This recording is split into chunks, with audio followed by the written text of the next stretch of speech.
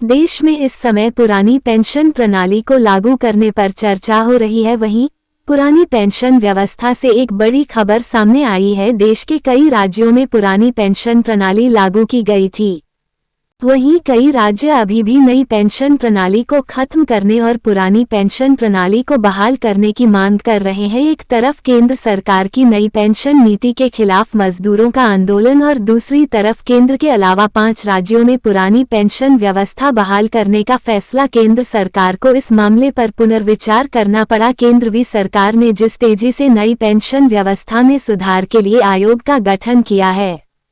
दरअसल जब पंजाब, हिमाचल प्रदेश, उत्तराखंड, छत्तीसगढ़ और राजस्थान जैसे राज्यों ने पुरानी पेंशन प्रणाली को लागू करने का फैसला किया तो भाजपा के संपर्क वाले राज्यों में भी ये मांग और तेज हो गई। बता दें कि श्रम प्रबंधन के दबाव में भाजपा के अनाधिकृत स्थान में दबाव का असर अब राज्य प्रशासन में भी दिखने लगा है। हम आपको बता रहे हैं कि हर सरकारी कर्मचारी पुरानी पेंशन प्रणाली का ऑप्शन चुन सकता है।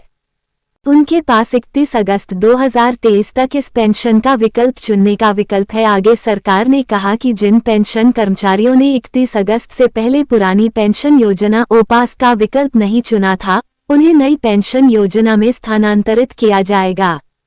एक और जहां केंद्रीय वित्त मंत्री निर्मला सीतारमण ने नई पेंशन प्रणाली की समीक्षा के लिए वित्त मंत्री की अध्यक्षता में एक समिति का गठन किया और उस पर रिपोर्ट मांगी, वहीं दूसरी ओर केंद्र सरकार ने नई पेंशन प्रणाली प्रभावी होगी। केंद्र सरकार द्वारा लागू किया गया 30 दिसंबर 2003 से पहले सेवा में शामिल होने वाले पहले एम्प्लॉयज को पुरानी पेंशन योजना को फिर से चुनने का ऑप्शन दिया गया था।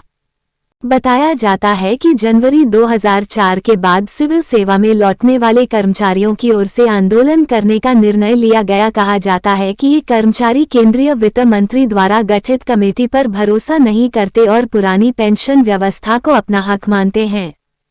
पुरानी पेंशन प्रणाली के फायदों की बात करें तो इसका सबसे बड़ा फायदा यह है कि यह आखिरी निकाले गए वेतन के हिसाब से किया जाता है। इसके अलावा जब मुद्रास्फीति की दर बढ़ती है तो डीए बढ़ता है। सरकार जहां नया वेतन आयोग लाएगी वहीं इससे पेंशन बढ़ेगी। बता दें कि पुरानी पेंशन प्रणाली में श्रमिकों के लिए गारंटी पेंशन योजना थी, जहां श्रमिक या तो सरकार के लिए काम करते थे या सरकार के लिए उन्हें अपने अंतिम वेतन का 50% प्राप्त होता था। नई पेंशन प्रणाली में ऐसा कुछ नहीं है, जहां राज्य और कर्मचारी दोनों अपना योगदान देते हैं और पैसा बाजार में लगाया जाता है। ऐसे में कर्मचारियों को ये भी नहीं पता होता है कि रिटायर होने पर उन्हें कितनी पेंशन मिलेगी।